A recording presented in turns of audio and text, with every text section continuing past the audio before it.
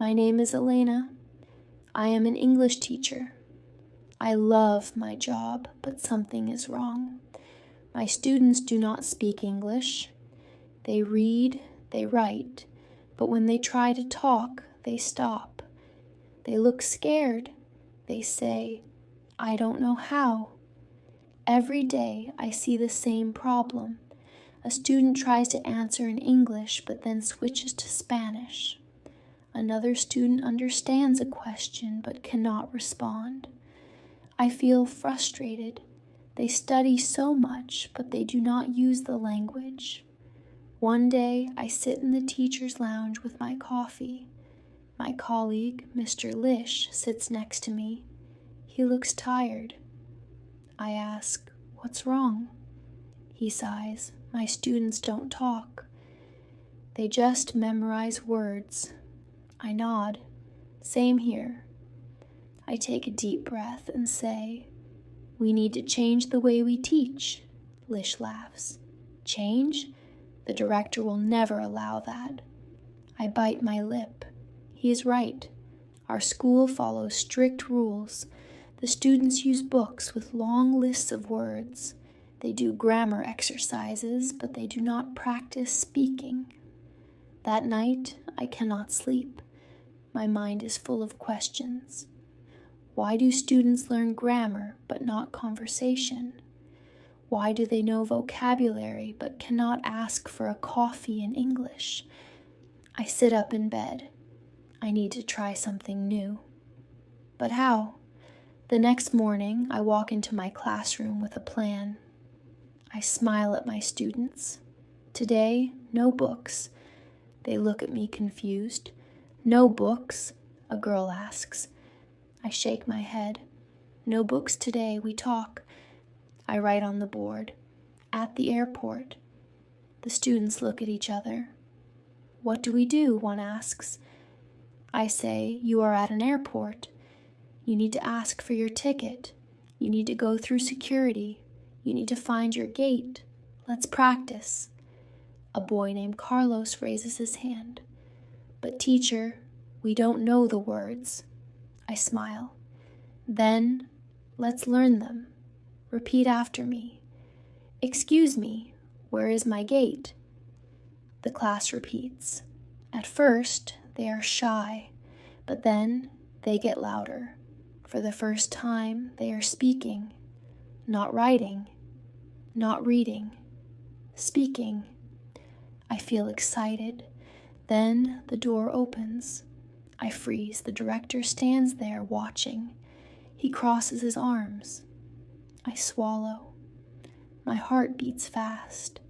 He steps inside. His face is serious. What are you doing, Elena? I try to stay calm. I am teaching English. He shakes his head. This is not in the book. The students are silent. They look at me waiting. My hands feel cold. I take a deep breath. What will I say? What will happen now? I stand in front of the class. The director is watching me. His arms are crossed. His face is serious. The students are quiet. The room feels cold. He steps closer. Elena, where is the book? I swallow. My hands feel sweaty. Today we are practicing conversation. He raises an eyebrow. Conversation? He looks at the board.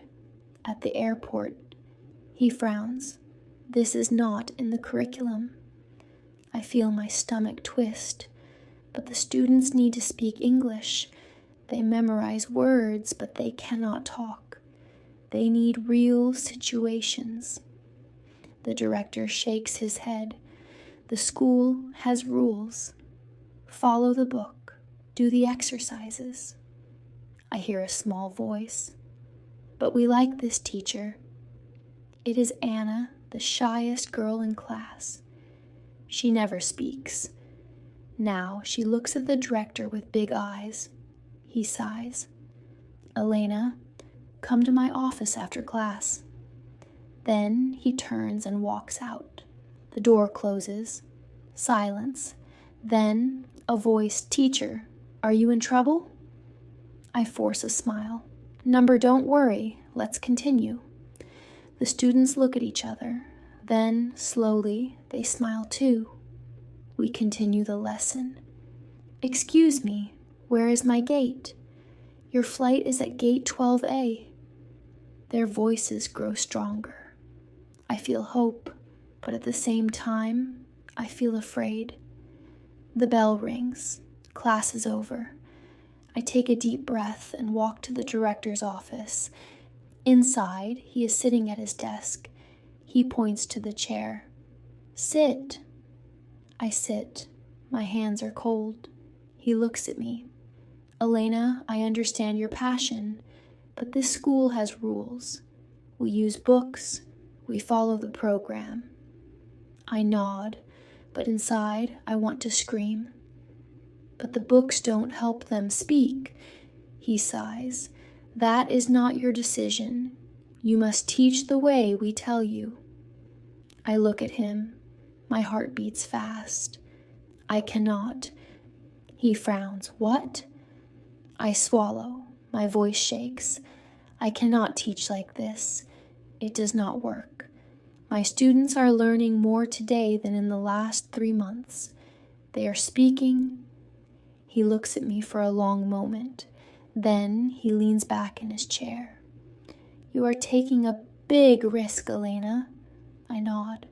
"I know." He taps his fingers on the desk. "If you continue this way, there may be consequences." I hold my breath.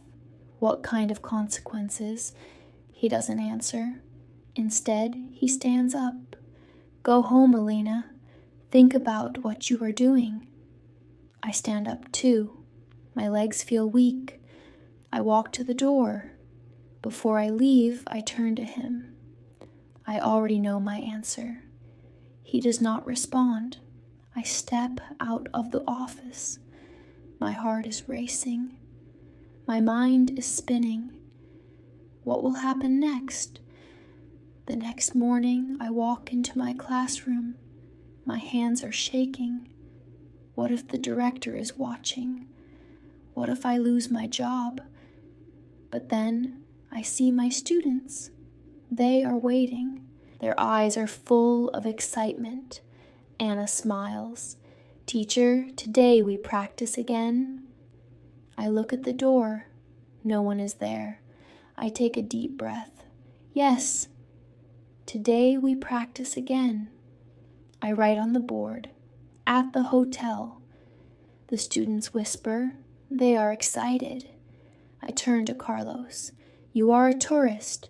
You arrive at a hotel. You need a room." Carlos stands up nervously. Hello. I need a room." I nod.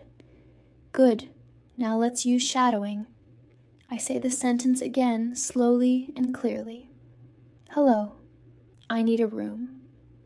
Carlos listens carefully. Then he repeats after me. "Hello. I need a room."